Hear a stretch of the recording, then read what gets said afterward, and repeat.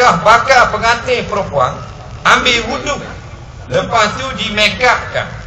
Kemudian pengantin tersebut mengerjakan solat bila masuk waktu dalam make up tu. Sah tak solat? Bila nak kahwin, nak nikah, ada majlis, pengantin pun pakai make up.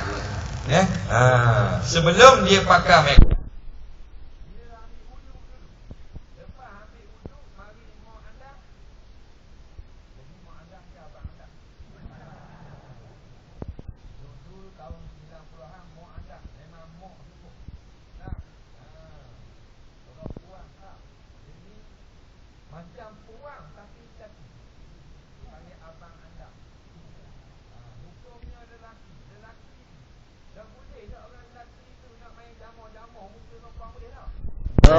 tak boleh lah. Nak kata guana makcik ni bakal orang lelaki pula tukang solat anak makcik. Tak apa, dia jenis lembut gitu. Lembut tak kerah lagi. Kan dia kerah kan? Tak boleh. Faham tak? Jadi lepas pada ambil wuduk, pengantin pun pakai make up. Lepas pakai make up, masuk waktu zuhur, dia semayang dengan make up tu sah tak? Itu soalan dia. Jawabnya, yang pertama sah, yang kedua tidak sah. Bila sah? Jikalau dalam keadaan make up seperti biasa. Dia pakai air sejuk, orang kan dia banyak kan? Waktu orang lelaki, ingatlah bila kahwin, kena beli tu alat-alat dia tu. Kakak-kakak pomeng. Puang ni pomeng tau. Pomeng dia ada kakak tau. Ada kakak dia. Yang paling banyak kakak perempuan. Bagian bulu mata ngacik askrim, bagian solek hijau, bagian pasir, bagian ni, bagian kuning, pulek-pulek sungguh. Jadi kerana alat makeup itu bukan najis. Tetapi kalau dia lama bedok yang najis, tak sah sembahyang. Jadi kalau makeup yang suci, tak ada masalah. Kerana dia telah mengambil wuduk. Boleh pakai makeup masih nak solat. Yang tak boleh pakai makeup yang tebal, lepas tu ambil wuduk. Kerana wuduk tak sampai ke pipi, tersakup dengan lemak yang ada dalam makeup. Kerana makeup yang banyak digunakan produk di Malaysia dibuat daripada sayur dengan minyak kelapa sawit. Minyak kelapa sawit buat gitu. Di mulut bini kita. Tu yang jadi belebeh tak mau.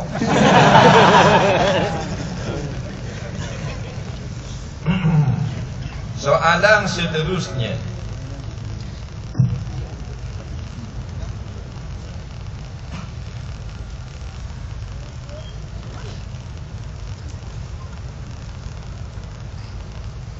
bangga saya sebab Ustaz jawab soalan saya. Jadi kira confident dah tu. Waktu solat Jumaat, kalau kita datang lambat, tak sempat dengar khutbah, sah tak solat kita? Tapi dia bubuh dah datang, bangga pasal kita jawab. Oleh kata kamu kata mu bangga gitu, aku tak mau jawab. Baik. Dia mari semayang Jumaat, tak datang dengar khutbah, sah tak semayang Jumaat dia? Sah kalau dia semayang Jumaat. Tapi kalau tak datang dengar khutbah, lepas tu dia pun balik terus, tak sah semayang. Jadi hukumnya walaupun kita tak datang dengar khutbah, sah semayang Jumaat. Kalau kita ada uzur, maka dapat kelebihan lagi. Tapi kalau sengaja mari lambat, maka sedikit sangat pahala, iaitu pahala sembahyang Jumaat saja. Tak dapat pahala ampun selama seminggu yang disyaratkan dalam hadis Nabi SAW. Iaitu mendengar khutbah. Orang yang dengar khutbah awal sampai akhir dapat diampunkan dosanya selama satu Jumaat. Soalan seterusnya,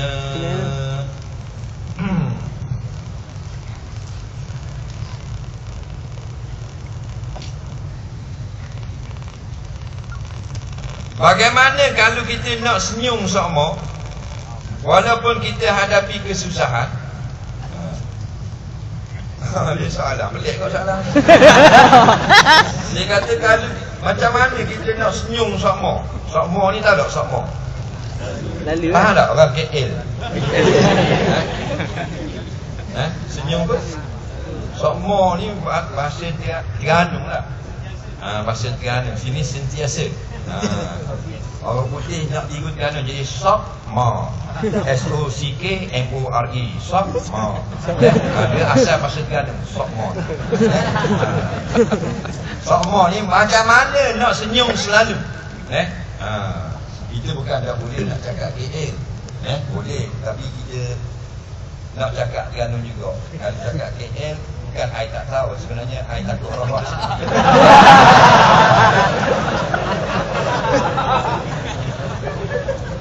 Dia kata macam mana nak selalu senyum masa kita susah pun. Jawabnya senyum dua. Senyum pada mulut, senyum pada hati. Yang susahnya ketika susah ialah hati senyum. Yang senang sekali mulut senyum.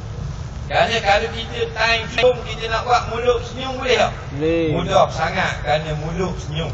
Nak bibir dan mulut kita boleh buat gerakan senyum. Tapi adakah hati kita senyum juga? Belum tentu.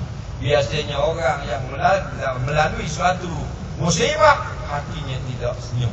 Walaupun dia boleh buat mulut. Jadi soalan kalau nak mulut senyum tu kalau mudah. Siapa-siapa pun boleh senyum. Kerana Tuhan buat jenis manusia ni, jenis muka dia boleh buat muka gembira. Dan walaupun dia berduka cita. Dia ada masalah dengan isteri, dengan anak, dengan saudara mara dia. Tapi dalam lakonan tu dia mampu lagi senyum. Kerana dia adalah pelakon mudah sangat untuk senyum. Tapi hati payah kita nak senyum. Tak, masa kita tengok boleh lah. Tak, bila Tuhan itu musibah pun hati redha dan sebagainya. Tapi bila datang musibah sungguh, payah hati kita nak terima juga. Sebab hati payah kita nak terima.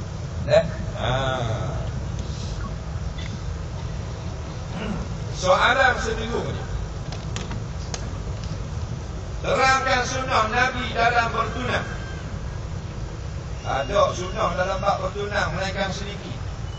Seorang laki-laki dia kata, ya Rasulullah, aku ni berkenang dengan seorang perempuan. Nabi kata mungkin kabur. Jangan berkenang saja dia. Dikabur ke keluarga dia atau kabur ke dia? CMA, saya nak ambil awak jadi isteri saya. Itu panggil meminang. Itulah serba ringkasnya tadi. Begitu juga peminangan Siti Khadijah kepada Rasulullah melalui wakil Ja'far radhiyallahu anhu. Begitu juga peminangan Aisyah melalui bapaknya sendiri Sayyidina Abu Bakar As-Siddiq. Dan mereka ringkas tadi. Cuma simple dalam Islam. Nyatakan hasrat untuk meminang. Dalam telefon ke bagi dipanggil meminang. Pihak lelaki kata dalam telefon, saya nak ambil awak jadi isteri saya. Itulah meminang dalam Islam. Cuma datang adab Melayu lebih, maknanya lebih sempurna. Bagi ayah, bagi bertemu orang tua. Main silap mata sikit. Soalan seterusnya, apa pandangan Ustaz tentang penggunaan kalimah Allah kepada yang bukan Islam? Ni masuk malam ni soalan yang ke 180 kali jawab dah. Pening dah kepala soalan ni. Dengar molek-molek. Diturunkan kitab 4 buah, kitab Taurat, kitab Injil, kitab Zabur, kitab Quran, semuanya sebut nama Allah. Setelah ditukar akan kitab-kitab tadi oleh tangan-tangan yang jahat, Taurat diubah, Injil diubah, masih lagi setengahnya ada sebut nama Allah dan setengahnya ditukar. Contohnya nama Nabi Isa sudah disebut sebagai Yesus, Allah disebut sebagai Haleluya, disebut sebagai Mesiah dan seumpamanya. Maka ulama-ulama telah pun menjawab lebih kurang 1000 tahun yang lepas, di zaman Imam Syafi'i rahimahullahu ta'ala, di zaman Imam Haramain rahimahullahu ta'ala, bahawasanya orang kafir boleh menyebut lapas-lapas kalimah Islam. Orang kafir dia bersih, dia bersih. Kedai basikal Cina dia berkata alhamdulillah. Maka orang Islam tak payah marah. Kita jalan-jalan pula tengok orang putih, orang kafir, Kristian. Dia tengok budak jatuh dalam lokang. Accident. Orang kafir tu kata Masya Allah. Kalimah Islam juga tak perlu kita sekat dan kita halang.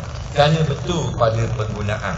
Tetapi kata ulama, apabila nama-nama Allah, nama-nama para nabi, nama-nama yang baik di dalam Islam diselewengkan atau tujuan memberi mudarat kepada orang Islam, maka hendaklah pemimpin ataupun penjaga negara umat Islam menghalang perbuatan tersebut. Dan jika orang kafir itu enggan, hendaklah diperangi. Maknanya boleh pada asalnya orang kafir menggunakan lafaz Allah dengan bersyarat jika bertujuan yang betul. Jika tujuan yang tidak betul, maka pemimpin atau orang Islam boleh mengambil tindakan. Faham lagi? Susah. Tanya sekali lagi aku pelekong.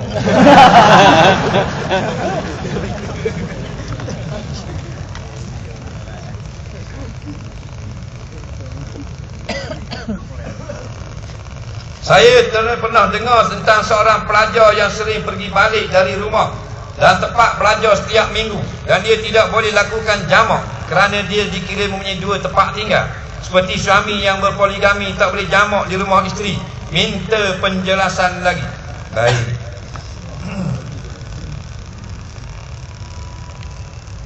Duduk di keramat ni, mak ayah duduk rumah mak ayah 3 hari duduk di keramat, 4 hari duduk di apa benda ni, di Johor. Bulan itulah pasal dia mengaji di UTM sebulan. Yunus pun tempat tinggal dia, sini pun tempat tinggal dia. Dua-dua rumah ni tak boleh jamak kosong kerana dia adalah bertempat tinggal di situ. Yang bolehnya dulu dia duduk di keramat ni, tapi sekarang tidak lagi. Dia menetap di Johor Bahru kerana belajar di sana. Sekali dia akan balik ziarah ibu bapaknya. Yang sekarang dia tidak lagi tinggal di sini, maka boleh dia jamak kosong jika dia balik di keramat ini 3 hari atau kurang. Tapi kalau berpilih rumah, dia kira tempat tinggal. Nampak? Hilang pula. Hilang hotel.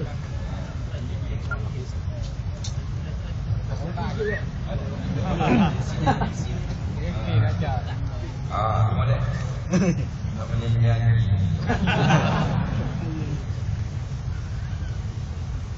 Soalan seterusnya, apa hukum suami sibuk kerja hingga terabai rumah tangga? Apa hukum pula suami memang kena kerja kuat sehingga larut malam, tapi isteri sambut kepulangan dengan bebel dan sindiran? Baik. Seorang suami bila dia berkahwin, maka wajib atasnya nafkah isteri. Jadi kalau sengaja tidak memberi nafkah, pokoknya haram dan berdosa. Cuma kita kena faham, adakah wajib suami sentiasa balik ke rumah isteri? Tidak wajib. Suami boleh duduk di masjid atau tidur di surau, tak ada masalah. Janji sampai masa ditunaikan nafkah, sama ada nafkah zahir maupun nafkah batin. Pandangan yang mengatakan suami wajib balik duduk di rumah isteri adalah pandangan adat orang Melayu. Dalam Islam tidak wajib suami duduk serumah dengan isteri. Yang wajib dia beri makan, minum, pakaian dan tempat tinggal, dan dia datang kepada isteri untuk memberi nafkah batin. Cuma adat kita orang Melayu Nusantara duduk serumah. Cuma jangan tak siapa abaikan tanggungjawab. Kalau sengaja berdosa besar. Kemudian pula tak cukup belanja dan sebagainya, suami kena kerja sampai larut malam. Jadi bila balik kena belebel, bila balik kena belebel. Dengar molek. Yang pertama, kenapa kita kena kerja sampai tengah malam? Adakah tak cukup? Kalau nak lebih daripada yang perlu, itu sudah salah. Tapi kalau sekadar hajat, silakan. Itu qadar yang wajib untuk sebagai mencari nafkah. Nah, umpamanya dia perlukan RM30 sehari untuk belanja isteri dia dengan diri dia. Kalau dia kerja sampai pukul 4 petang tak cukup, kerja boroh. Nah, dia kena kerja sampai pukul 11, 12 malam baru dapat RM30 makan sehari. Maka dah ada masalah kalau dia mencari qadar yang wajib. Tapi masalahnya kita sekarang lebih daripada yang wajibnya. Nah, sampai keluar pagi balik malam, keluar malam tak balik-balik, macam-macam pesek. Nah, kerana nak cari lebih punya pasal. Akhirnya, maknanya semuanya terbengkalai. Isteri pun tertinggal, kuliah pun tertinggal, ceramah pun tak dang hadir, bodoh sepanjang hayat. Tak reti ke hukum semayang, semayang hak batal dah ingat ke tak batal, berselerak tabak sekali akidah ahli sunnah wal jamaah, takut-takut Allah tanya tak boleh jawab dalam kubur. Jadi jangan lebih-lebih sangat kita bekerja, jangan melampau sangat. Sebab mati ni bukan macam rotek. Rotek dia tulis senang. Rotek kereta pun mati dah lagi. Dia pun tengok, oh hidup 28 hari bulan 10. Roblok apa dia bijak kata ni mati dah ni. Dah cik tengok molek. Oh belum mati. 32 bulan Jun 2013. Senang kita tengok. Tapi rotek kita boleh nampak tak? Tak nampak. Umur baru 24 tahun ni, Kuala Terengganu baru ni meninggal dunia. Sakit ke? Sakit jantung. Serangan kali pertama umur 24. Tahun 80-an sakit jantung menyerang ketika berumur 62 tahun. Masuk 90-an 50 tahun. Masuk milenium 2037 tahun. Masuk 2010, saya 2013, 2012 baru ni bulan 12 24 tahun sudah kena serangan jantung. Attack yang pertama simpang teguh dalam tanah. Tak ada kita bimbang memang nak kerja lah. Takut tak ada tadi. Sebab soalan akan ditanya kepada kita di dalam alam barzakh. Tak boleh wakil jawab. Tak boleh rekod dengan MP3 tolong jawab, tak boleh. Lama buat pula. datang malaikat marabuka. Katanya Maya, saya download kejap boleh tak? Tak boleh bawa. Atas dunia tak apa, boleh copy paste, boleh Google dan sebagainya. Ada danu balik awal. Masa ni kita nak belajar. Soalan seterusnya